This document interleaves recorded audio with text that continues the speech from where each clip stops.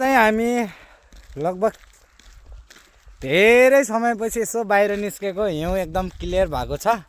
So त्यसैले अगाडि लाग्नु भएको छ मेरो एकदम दाजु, दुईटा दाजु हुनुहुन्छ यहाँ। रोयल डेनिम दाजु हुनुहुन्छ एउटा, यतापट्टि अर्को चाहिँ हुक्सवाला दाजु हुनुहुन्छ, हुक्स ब्रो अनि डेनिम ब्रो। यहाँ नि बाँस पाइँदो रहेछ त, बाँस होइन त के खालको बाँस? यो बाँस निङ्गला टाइपको हो कि। ए हाम्रो दाइ यसरी बिजी भएर बस्नु भएको छ होइन, मोबाइलको तालमा हुनुहुन्छ। आइफोन खै मोबाइल हेरौँ दाइको, जापानले आइफोन दिए जस्तो छ कडावाला। आइफोन 16 प्रो मोबाइल छ नि होइन। म तपाईँहरूलाई यस्तो कुराहरू देखाउन चाहन्छु, जापानमा अहिले पनि यो एन्टिनाको युज गरेर टेलिभिजनहरू चलाउने प्रवृत्ति छ है त।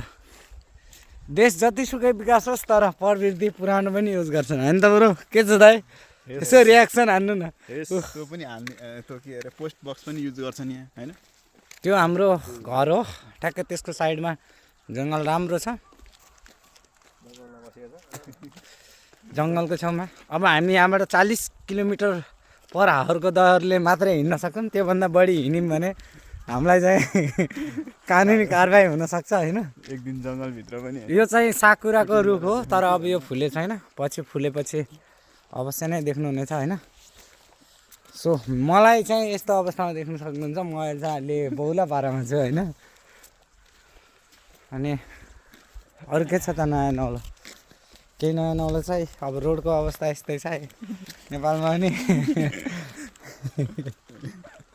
ए नजिकै रहेछ त यहीँ त अनि होइन।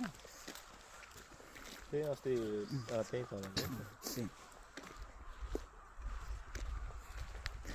हामी साकुरा फुलेर झरिसकेपछि आएको हो कि न दाइ? थिएन त्यतिखेर। मलाई बिहान सोध्दै थियो क्या जापानिज, यो अक्षर के हो? हाम्रो जापानिज विद्यार्थीहरूलाई सायद थाहा होला, मलाई त थाहा छैन। म त यहाँ के भन्छ केही नपढेर सिधै आइदिएको होइन।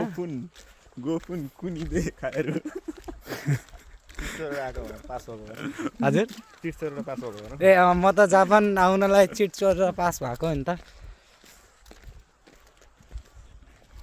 यो चाहिँ विशेष चिट पनि केमा लुगाएको थियो भन्दै चिट चोरेर पास हुनेहरूको लागि है यो भिडियो भने। चिट चोर्ने उपाय पनि सिकाउँछु भन न। म चिट चोर्ने उपाय सिकाउँछु, तर मेरो भिडियोलाई चाहिँ ड्याङ्की ड्याङ लाइक पच्काएको पच्काइ गर्नुपर्छ होइन।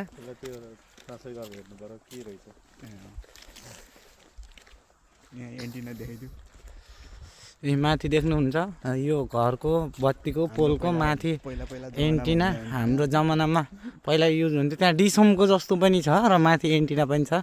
सो तपाईँहरूले अझै राम्रोसँग हेर्न सक्नुहुन्छ। अनि हामी चाहिँ लुकिङ ग्लासको नजिकै छौँ। हामी लुकिङ ग्लासबाट हामीले आफूलाई हेर्ने कोसिस गर्छौँ। एकजना, दुईजना, तिनजना, म पनि देखिएँ होइन। अर्को नेक्स्ट लुकिङ ग्लास। अब हाम्रो नेपालतिर पनि कतै कतै लुकिङ ग्लासहरू देख्न पाइन्छ, तर के गर्ने, चोर दिन्छन्, उडाइदिन्छन्। नेपालमा धेरै जस्तो राम्रो काम हुन्छ नि त, धेरै राम्रो काम हो नि त, चोर्नु, उडाउनु, भत्काइदिनु।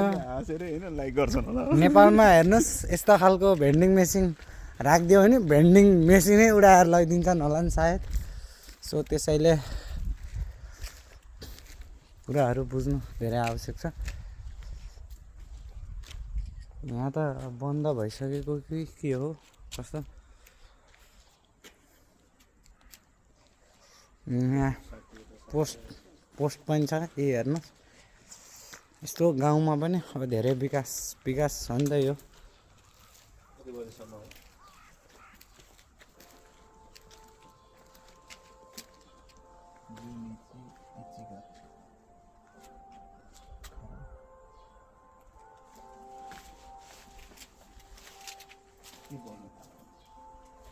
बेलुकीको 6 बजेको सोध्ने हो र?